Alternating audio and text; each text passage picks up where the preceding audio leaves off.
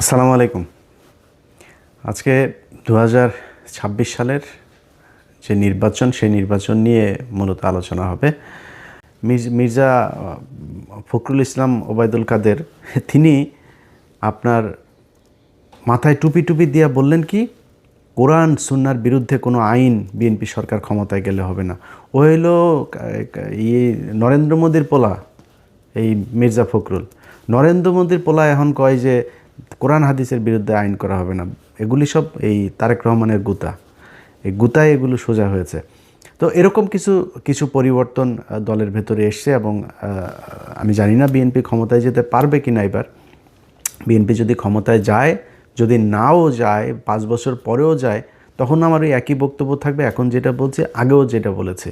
So আমি এই 5 তারিখের পর থেকে এখন পর্যন্ত যতগুলো ভিডিওতে এই ধরনের বক্তব্য দিয়েছে যে তারেক রহমান অনেক সুন্দর কিছু ভালো কিছু করবে, তার কিছু ভালো উদ্দেশ্য আছে, ভালো কিছু পলিসি আছে, এগুলো বলার পরে আমার যারা লোকজন আছে তারা আবার বলে নাটক কম করো, পিও টিও এইসব কমেন্ট করে। তো যাই হোক, আমি আমার বক্তব্যে এখনও যেই জায়গায় আছি, আগেও যেই জায়গায় ছিলাম, ভবিষ্যতে ওইখানেই থাকবো, যে তারেক রহমান ভালো কিছু একটা করবে। এখন সমস্যাটা যেটা হবে সেটা হলো যে তারেক রহমান একা কতটুকু পারবে। এই তারেক রহমান দেশে যাওয়ার দেশে আসার আগ মুহূর্ত পর্যন্ত আপনারা দেখেছেন যে বিএনপির কথাবার্তা কত কিছু। তাহলে তারেক রহমান যদি ক্ষমতায় যায়, ওই লোকগুলোকে নিয়েই তো তারেক রহমান লন্ডনে থাকা অবস্থায় আমরা দেখেছি যে কয়েকশো বিএনপির লোকজনকে আপনার করা হলো, বহিষ্কার করা হলো সুনির্দিষ্ট চাঁদাবাজির অভিযোগে।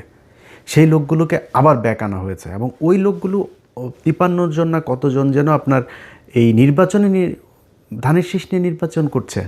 তাদের বহিষ্কার আদেশ প্রত্যাহার করে তাদেরকে নিয়ে আসা হয়েছে, মনোনয়ন দেওয়া হয়েছে, নির্বাচন করছে তারা। তো বাংলাদেশের মানুষ সবাই জানে আপনি নিজে সার্টিফিকেট দিয়েছিলেন যে হি ইজ চাঁদাবাজ। এখন আপনি তাকে মনোনয়ন দিয়ে বললেন যে ওরে এই চাঁদাবাজকে তুমি ধানের শীষে ভোট দাও। মানুষ তাহলে কারটা শুনবে? মানুষ তো জানেও চাঁদাবাজ। এই লোক দিয়ে তো সম্ভব হবে না। সমানে আপনার এই দুই দেশে নাগরিক, দ্বৈত নাগরিকত্ব নিয়ে আপনি নির্বাচন করতে পারবেন না, কিন্তু আপনি করছেন। তা আপনার তো উদ্দেশ্যই আপনি 5 বছর চুরি করবেন, করে আবার ফের আওয়ামী লীগের মতো পলায় বিদেশে যায় খাবেন। আপনি নাগরিকত্ব করছেন না কেন? আপনি ছাড়ছেন না কেন? তারপরে ব্যাংক লোনে আপনি নির্বাচনের আগেই, ক্ষমতায় যাওয়ার আগেই আপনি কি বলে এটার কি বলে ঋণ খেলাপি। তো একজন ঋণ খেলাপি যখন কিনা নির্বাচনের আগেই চুরি করে ক্ষমতায় আসতে চায়, ও তো নির্বাচিত হয়ে ক্ষমতায় গেলে পুরো ব্যাংক দখল করে ফেলবে, পুরো ব্যাংক ধ্বংস করবে। এই আওয়ামী লীগের মতো, আওয়ামী লীগ যা করেছে সেভাবে ও ব্যাংক ধ্বংস করে ফেলবে, পুরো ব্যাংক খাবে বসে বসে। সেই চোর বাটপার লুচা। আমার চুয়াডাঙ্গার কথা বলি, আমার চুয়াডাঙ্গায় জামাতের প্রার্থী হলো একে অ্যাডভোকেট রাসেল ভাই, আর বিএনপির প্রার্থী হইল গিয়া শরীফুজ্জামান শরীফ। তিনি একাধারে চাঁদাবাজ, ধান্দাবাজ, দখলবাজ, টেন্ডারবাজ, সবশেষ ধর্ষক। ধর্ষণের অভিযোগ করেছে এক নারী। কেন অভিযোগ করেছে? সেও বিএনপি করতো, স্কুল শিক্ষিকা, গান গায়, শিল্পী। সেই নারীকে আপনার ধর্ষণ করার অভিযোগ করার কারণে তাদের স্বর্ণ চোরাচালান এই মামলায় ঢুকাই দিয়ে তারা জেলে রেখেছে, এখনও জেলে। এই সপ্তাহে হয়তো বা সে ভালো একটা সুসংবাদ পাইতে পারি, সে সম্ভবত বের হবে। তো এই ব্যক্তিরা যদি আপনি জামাতের রাসেল ভাইয়ের কাছে যদি আপনি শরীফ ধর্ষককে দাঁড় করান, তো মানুষ কাকে ভোট দিবে? সারা দেশে তো একই অবস্থা। এই যে মির্জা আব্বাস আর পাটোয়ারি তো কোনো রিক্সাওয়ালার কাছ থেকে চান্দা নেয় না, কোনো দোকান থেকে চান্দা নেয় না, ফুটপাত থেকে চান্দা নেয় না। চান্দা আব্বাসের কাজে চান্দা নেওয়া। সারা জীবন চান্দাবাজি করেছে, এখনও চান্দাবাজি করে। এই যে আপনি ওনারা অনেক সময় বলে বেড়ান যে জামাতের লোকজন হইল গিয়া কিচ্ছু করে না, জামাতের লোকজন কোনো কষ্ট করে নাই, জামাতের লুকিয়ে লুকিয়ে আরামে তারপরে আওয়ামী লীগ সেজে তারপরে রাজনীতি করেছে। জামাতের কয়জনের ফাঁসি হয়েছে, জামাতের কতজন জেলে গিয়েছে, জামাতের কতজন রিমান্ডে গিয়েছে, জামাতের কতজন গুম হয়েছে, কতজন অঙ্গ হারিয়েছে, এটা হিসাব করতে চাইলে হিসাব করেন, তাহলে বুঝবেন যে কাদের উপরে কত নির্যাতন হয়েছে। চান্দা আব্বাসের পুরো ঢাকা ব্যাংক আরামসে তার বেড়েছে, আরও বাড়তে থেকেছে। তারপরে আপনি এই যে মীর কাশেম আলী, তার ছেলে পর্যন্ত আপনার গুম হয়ে একদম কী অবস্থায় বের হয়েছে আপনারা দেখেছেন সেগুলো। তো এই অবস্থা, এটা হলো জামাত আর বিএনপির মধ্যে। আপনি ধরেন হাইপোথেটিক্যাল কথাবার্তা বাদ দেন, জামাত আর বিএনপির সাথে আমরা যে প্রতিদ্বন্দ্বিতা করব, ধরেন একজন বিএনপির ভাইকে আমি বলবো যে মানে আমি কিন্তু চাই যে সব রাজনীতি, খালি বিএনপি একা না, আমি চাই আওয়ামী লীগও যদি বাংলাদেশে কোনো দিন রাজনীতি করে, জাতীয় পার্টির রাজনীতি, সব রাজনীতিবিদদেরই মানে ঠিক জায়গায় আসতে হবে। ভাই আপনি চোর বাটপার সে আগের ধান্দাবাজ চান্দাবাজ এগুলো নিয়ে আমার যদি বলতে বলেন, মানে একটু সেফ জোনে থাকার জন্য বলি, নাহলে 100% বলে ফেলতাম। 99.9% আপনার চোর, জাস্ট চুরি করার জন্য এখানে রাজনীতি করতে আসে। একদম সব, বিএনপি বলেন আওয়ামী লীগ বলেন, জাস্ট চুরি করার জন্য রাজনীতি করতে আসে। আর জামাতকে বলা হয় জামাতও নাকি ওরা হয়েছে চাঁদাবাজি করে, জামাতও নাকি চাঁদাবাজি করে। জামাত চাঁদাবাজি কেমনে করে? ওই যে ইয়ানত নেয়, এটাও বলে চাঁদা। তো ও ইয়ানত নেয়, ওর পকেটের টাকা দিয়ে ও সংগঠন করে, রাজনীতি করে। আর আপনি মানুষের টাকা নেওয়ার জন্য রাজনীতি করেন, মানুষের কাছ থেকে চাঁদা নেওয়ার জন্য রাজনীতি করেন। এগুলি বলে কি আপনি বুঝাইতে পারবেন? জামাতটা আপনি বলবেন 71-এর রাজাকার, এগুলি বলে কি আপনি আমার জামাতটার পেছনে নিতে? মানুষ কেন যেখানেই যায়, যেখানেই শুনেন জামাতকে, আমরা এবার জামাতকে ভোট দিব, জামাতকে ভোট দিব, হ্যাঁ, মানে এরা আবার বলে বট বাহিনী দিয়ে এগুলি করা হয়। তো ডাকসু নির্বাচনে কি হয়েছে? ছাত্র সংসদ নির্বাচনগুলো সব জায়গাতে কেন এই ভরাডুবি? সবশেষ যক্ষ নির্বাচনে সবাই মিলে, ওই যে বিকাশ নুরু টুরু সব কটার দল মিলে এসে তারপরে শিবিরের বিরুদ্ধে লাগলো, তাও পারলো না। তো কেন হচ্ছে এরকম? এটা এমনি এমনি? আপনার কি মনে হয় জাহাঙ্গীরনগর বিশ্ববিদ্যালয়, ঢাকা বিশ্ববিদ্যালয়, সব বিশ্ববিদ্যালয়গুলোতে সবাই শিবির করে এখন, সবাই জামাতে যোগ দিয়েছে? নো।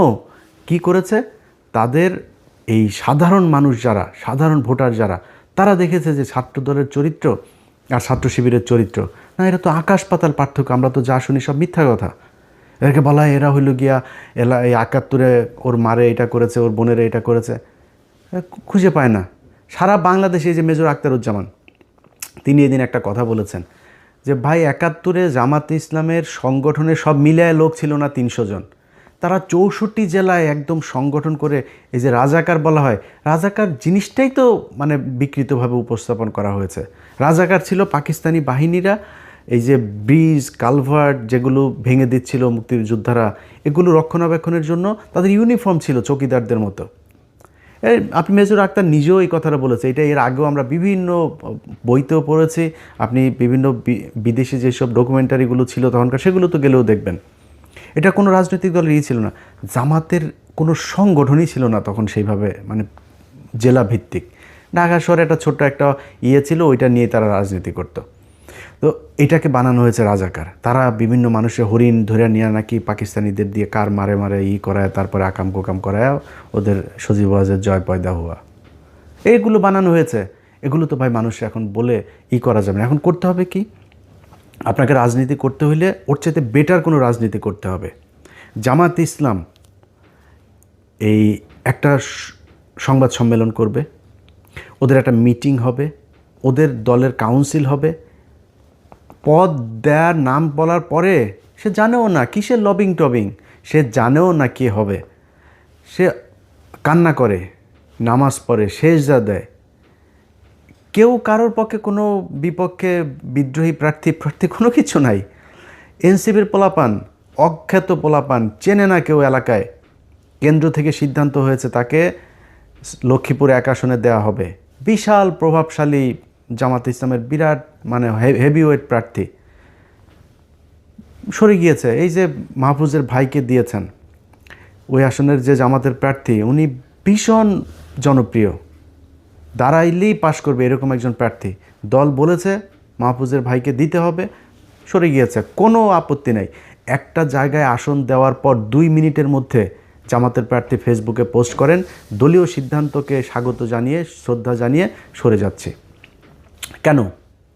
মানে কোনো জায়গায় চেয়ার নিয়ে লাথালাথি নাই, ধাক্কাধাক্কি নাই, কোথাও বক্তব্য দেওয়া নিয়ে ধাক্কাধাক্কি নেই। খালেদা জিয়ার খিচুড়িটা নিয়েও আপনারা কারাকারি করে মারামারি করলেন।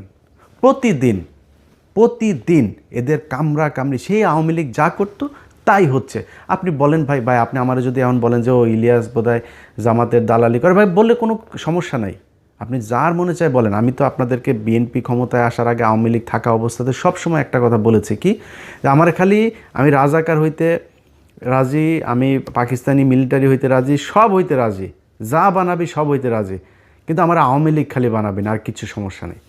তো আমাকে আপনি যা মনে চায় বলেন, আপনি নিজেকে কোশ্চেন করেন, একটা সংগঠনের এত নিয়ম শৃঙ্খলা, এত ডিসিপ্লিনের মধ্য দিয়ে যেই সংগঠন আসবে, কোনো চাঁদাবাজির নাই, অভিযোগ নাই, ধর্ষণের অভিযোগ নাই, টেন্ডারবাজির অভিযোগ নাই, এরকম একটা দলের পাশে দাঁড়িয়ে আপনি চান্দা আব্বাসকে দিয়ে কিভাবে দল চালাবেন?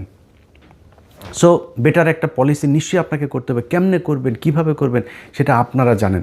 কিন্তু আমি মনে করি যে যদি নাকি আপনি মনে করেন বিএনপি ক্ষমতায় যদি আসেও তারপরেও বিএনপিকে ক্ষমতায় টিকে থাকতে হলে, পরবর্তী নির্বাচনে আবার ক্ষমতায় আসতে হলে, এখন অনেক চামচা অনেক তেলবাজেরা বিএনপির হয়েছে, যারা গত 6 বছরে যারা তারেক রহমানকে চেনেই না, তারেক রহমান লন্ডনের কি এরকমও বসে বসে টকশো করেছে, সেই সব লোকজনও এখন নিজেদেরকে স্বঘোষিত বিএনপির দালাল হিসেবে পরিচিত করার সুযোগ।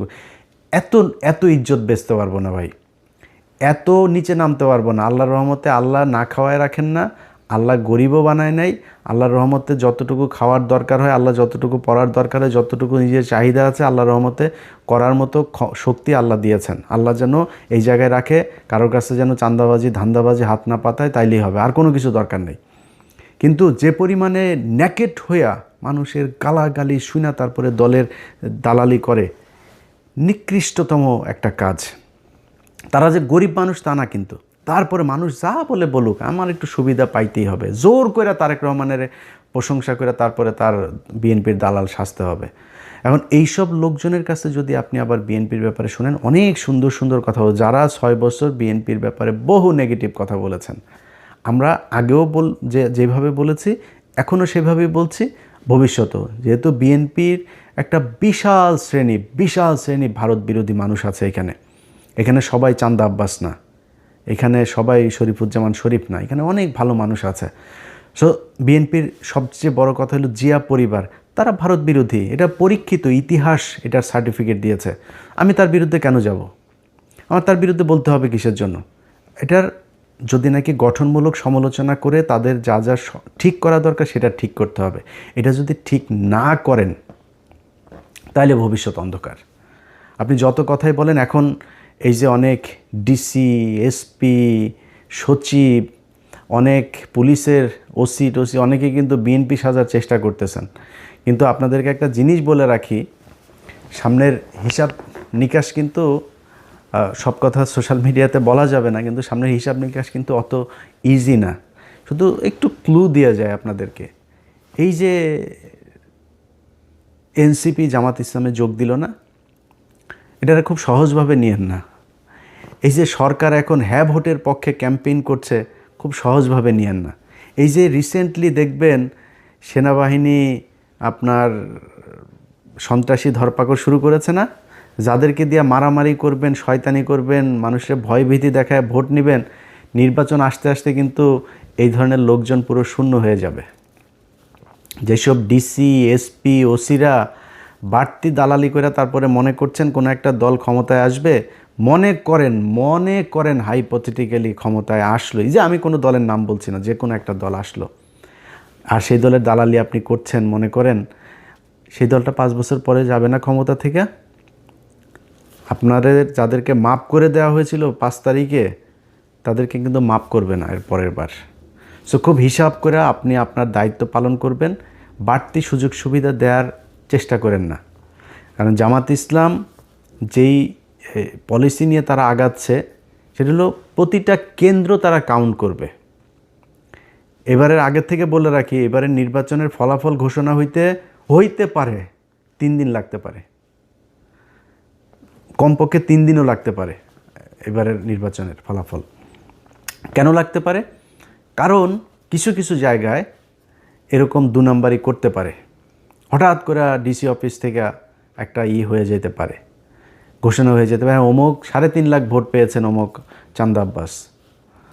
এখন চান্দা আব্বাস যে 3.5 লাখ ভোট পেয়েছে, এখন পাটোয়ারির ভোটগুলি তো জামাতের লোকজন তো প্রতিটা কেন্দ্রের ভোট তারা কাউন্ট করেছে, কেন্দ্র থেকে ফলাফল নিয়েছে। ঘোষণা দিয়েছে ওইখানে যিনি আছেন প্রিজাইডিং অফিসার। তো তিনি যে বললেন এই কেন্দ্রে ভোট হয়েছে হইলো ধরেন সারা ওই ঢাকা 8 আসনে মনে করেন ভোটার হইলো 2 লাখ। এখন কেন্দ্র প্রতি কেন্দ্র হিসাব করে দেখা গেল পাটোয়ারি ভোট পেয়েছে 1.5 লাখ, চান্দা আব্বাস পেয়েছে 50,000। কিন্তু তার আগে ওইদিকে রিটার্নিং অফিসারের অফিস ঘোষণা দিয়ে দিয়েছে ঢাকা আসনের বেসরকারিভাবে বিজয়ী হয়েছেন চান্দা আব্বাস। এখন প্রতি কেন্দ্রের ভোটে ক্যালকুলেটর করে দেখা গেল যে ভোট বেশি পেয়েছে তখন কই যাবেন? সো এরকম 2-1 জায়গায় ঘটতে পারে, আর বেশিরভাগ জায়গাতেই এরকম করা যাবে না। খুব সুষ্ঠু একটা ভোট হবে, এটা মাথায় রেখে তারপরে নির্বাচনে কাজ করতে হবে। যাদের এই যে ঋণ খেলাপি টেলাপি যারা করে এখন নির্বাচন